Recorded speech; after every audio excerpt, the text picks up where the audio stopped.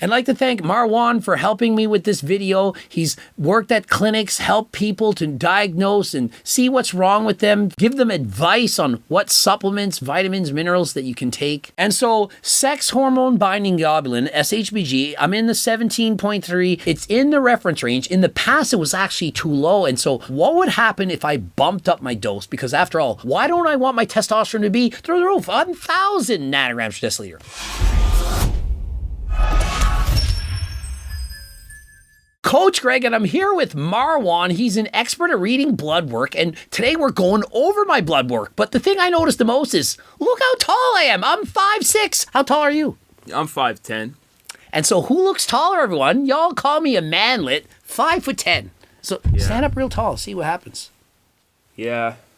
I'm tall, guys. Y'all think I'm a shorty? I'm freaking taller than last time. And so I had my blood work done. Everyone knows I'm on doctor-prescribed HRT, 140 milligrams a week. It actually is 100 milligrams every 5 days. And so I had my blood work. We're going to go over it. And so the first thing everyone wants to know is, what is your testosterone? And so what is my testosterone and what does it mean? Testosterone is a hormone that both men and women have, and men have in more appreciable amounts. The higher your testosterone levels, the greater energy levels you feel, the more muscle you're going to build. But there is a point of diminishing returns for everything. So let's see if you're overdoing your TRT regimen or if you're within the therapeutic range, which basically means the healthy range for your age. All right, and so my number on a Canadian scale is 20. Converted to the US scale, nanograms per deciliter, it's just under 600. And so what does that mean? For 600, that is a very good amount, especially considering that you are now 48? 47. 47. Older than last time. I was as low as 47 and 49 nanograms per deciliter, and so the doctor prescribed me testosterone. And the last time I did the test, I was close to 750, and this time about 600. And that happens because depending on the day of the test, your test can be a bit higher, a bit lower. But for me, what this shows is, do you really think I'm blasting gear? Do you really think I'm on all kinds of testosterone? If I was on higher doses, would I not be above the reference range? Absolutely. A small amount can go a very long way in making your testosterone much more than it should be. And so one of the concerns of taking more testosterone or steroids is that it screws up your cholesterol. So let's examine my cholesterol. As in the past, I had a cholesterol HDL ratio of 8-1. It wasn't good, but I was on test and tren at the time. And now it's 3-1. And so he's looked at my HDL, my LDL, my cholesterol. And so what is your opinion on that? And why is it that I'm healthy? What is bad about taking steroids? Well, how does it affect cholesterol? All right, so the first thing I notice is your age. You're 48 years old, which means that you're already at a much higher risk for having high cholesterol, even if you're not blasting or taking TRT. And the second thing is you are taking TRT, so we'd expect to see somewhat elevated cholesterol levels if you're overdoing it, where you're actually at a very healthy range in terms of your LDL and HDL. The reason why testosterone messes up your LDL is because testosterone is actually cholesterol. It's a form of cholesterol that your body identifies, and then it's like, hey, we got all this exogenous kind of cholesterol, so it starts taking your good cholesterol, your HDL, and then it starts pumping it out as bad cholesterol, LDL. And so if you take too much testosterone, like you're blasting gear, or even if your HRT dose is high, it converts the good cholesterol, the HDL, to the bad cholesterol. That's horrible. And so if you decide to take steroids, be very careful. Get your blood work done, because if it comes back and your HDL is bad and your LDL is too high, then what could happen? What would be the end result? The end result is a vicious cycle where you start building plaques around your arteries, blood flow to the heart becomes restricted, the heart starts to lose some of the cells and die off, and then your ejection fraction, which is how much blood your heart pumps out, becomes reduced. And then it just eventually leads to cardiac ischemia, meaning, lack of blood to the heart, and then a heart attack. And so essentially, is that going to cause arteriosclerosis, atherosclerosis, and potentially a stroke or a heart attack? Absolutely. Your arteries will get harder and they'll get more clogged up. You might want to train harder than last time, but you don't want harder arteries. And so my blood pressure, 110/70. What do you think of that? I think that with a blood pressure of 110, you're actually within a very safe limit, because 120 is the range most people want to be in, where you're actually below that. So there's something you're doing that's keeping your blood pressure under control. Want to know the secrets? diet and exercise. I eat a healthy diet and I'm doing lots of cardio. And so that's my secret. It's not HRT, it's not blasting gear, it's not even GO2 max. Although of course it's a benefit. Of course you can get this, but the secret, the real secret, it's eating healthy and getting in plenty of exercise. And so sex hormone binding globulin, SHBG, I'm in the 17.3. It's in the reference range. In the past, it was actually too low. And so what would happen if I bumped up my dose? Because after all, why don't I want my testosterone to be through the roof, 1,000 nanograms per deciliter? The first thing it could do is increase your blood pressure, make your kidneys work harder, which is going to lead to acute kidney injury and chronic kidney disease. We don't want that at all. And the second thing it could do is actually cause you to feel like anxiety. Can cause you to just hate your life. I actually felt that way a lot. When I was taking Test and Tren, I would feel like a lot of anxiety. I was like, I just don't feel good. I couldn't actually wait to get off the drug. So perhaps that's why. And I did have very low SHBG, like below the reference range, but now it's in the normal range. It could be a bit higher, but I feel pretty good. And we also have another testosterone measure, the free testosterone, of which I don't actually have the results of, but it's typically very high. And could you explain why it would be higher? Your free testosterone would be higher because it's kind of the available testosterone your body has to spend, and your total testosterone is a savings account. Because you have 600 nanograms per deciliter, that's not too much. So you want to have more available money to spend on hand. So it's actually kind of a good thing that your SHBG is lower because your total testosterone is lower. So, yeah, and so the SHBG, it binds up the testosterone. So because I have less of it, there's more actual testosterone that my body can actually use. And so if my SHBG were through the roof, my actual available testosterone, like he's saying, the money that you're about to spend, I'd have less of it. And so overall, I'm pretty happy with this. Yeah. Just as long as you stay at your current dose and you don't take more than necessary, you'll experience no problems. And trust me, it's very tempting to take more because I would like to look bigger, to have more muscle, more energy, all of this stuff. But I also care about my health. As he says, I'm 48, actually 47, but I don't want to feel 48. I want to feel 28. And so I'm taking the lowest possible dose to make me happy. And so as you know, I'm on HRT. I have a supplement called G-Test, which can boost your natural production of testosterone.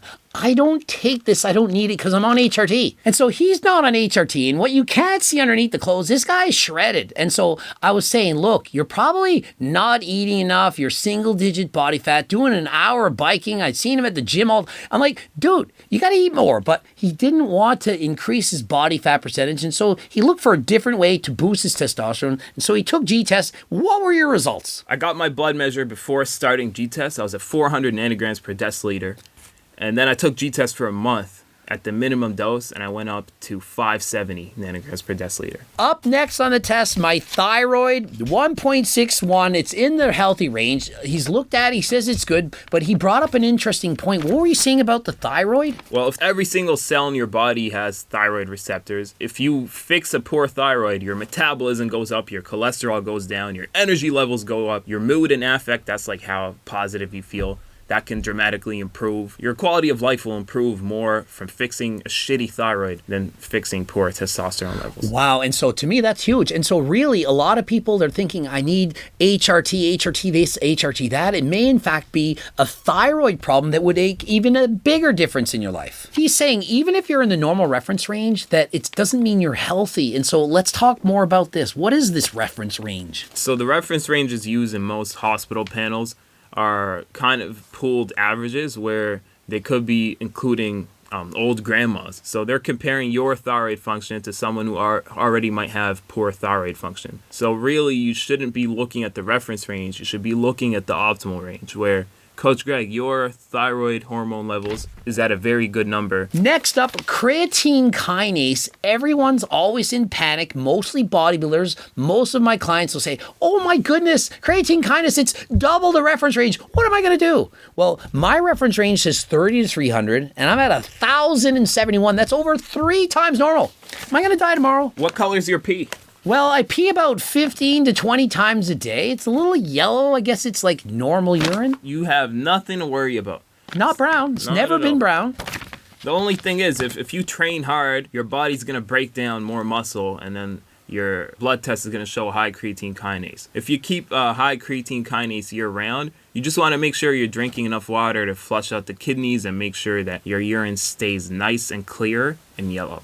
Okay, and so I race bikes and I'm going to failure almost every day. I'm training harder than last time, 6, sometimes 7 days a week. And so because of that, my creatine kinase is almost always elevated. It's usually in this kind of a range. And so what he's saying is I basically just need to stay hydrated, drink plenty of water. I don't like drinking water, plain water. I'm either drinking Diet Coke or I'm drinking Perrier. I put this in everything. And so what's your opinion on Diet Coke? Is that bad? I mean, it's aspartame, like, is that okay? Or should it just be water? Diet Coke and all diet drinks, they've been around for so long, and people drank them in such large amounts that for sure by now we would have seen at least some evidence that it might slightly impair your health. Where we actually see the opposite. People that drink Diet Pop lose more weight, pee more often, they have better fluid and electrolyte balance. And so you were telling me some stories in the hospital. There's like women coming in after working out too hard or getting in car accidents, and these levels are through the roof. And so give us a little bit of information on this. What's going on in the hospitals? Yeah, so a lot of people don't understand the gravity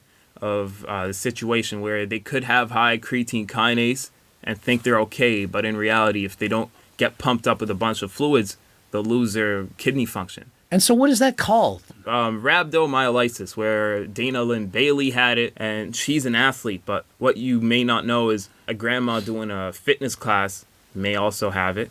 Someone working in a kitchen that has a fall and slip, they could have it the next day.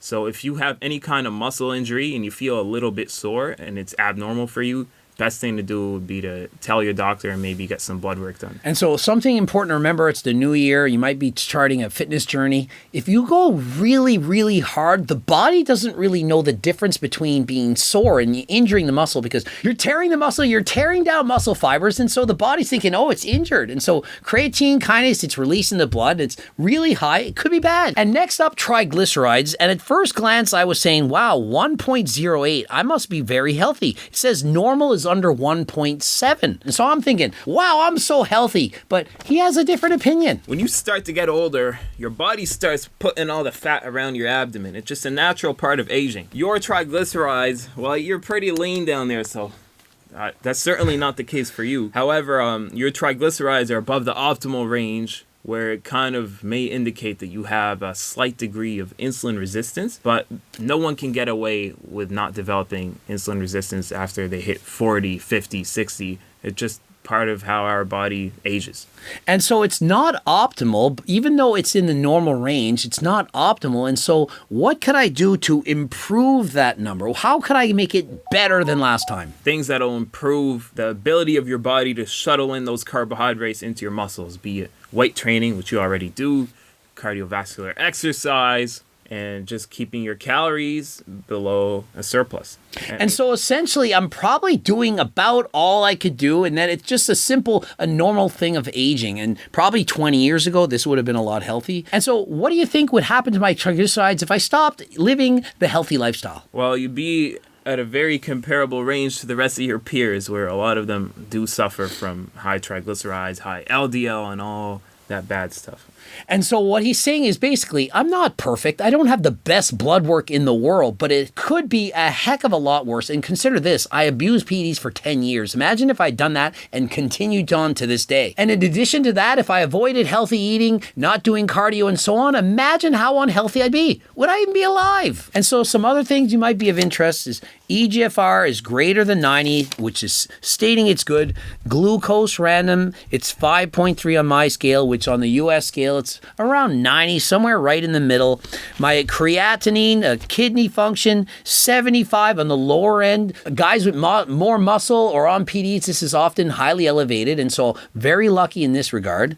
And if you're looking to get your blood work done to find out if you do have low testosterone, this video is sponsored by Let's Get Checked. Use code GREG25. If you want to get your testosterone levels checked from the comfort of your own home, the kit will be sent to you in the mail. Squeeze out a few drops of blood, pack it, send it back away, and in a matter of days, you'll get your results, and then you can then use this information, ask your doctor, and see, do you need HRT? Strongly encourage all of you, please go and get your blood work done. Make sure you're healthier than last time. Subscribe, click the bell button, like the video if you liked it. Do you believe me? Am I actually blasting Trent after all, or does this settle the score? Watch the Tube Loops, follow me on Instagram, Greg Doucette IB Pro. Remember, if you're looking for the clothing line, the supplements, the cookbooks, training books, circle diet books, coaching plans by me and my team, phone consults, click the link in the description, use code Greg, 10% off. And until next time, we are out.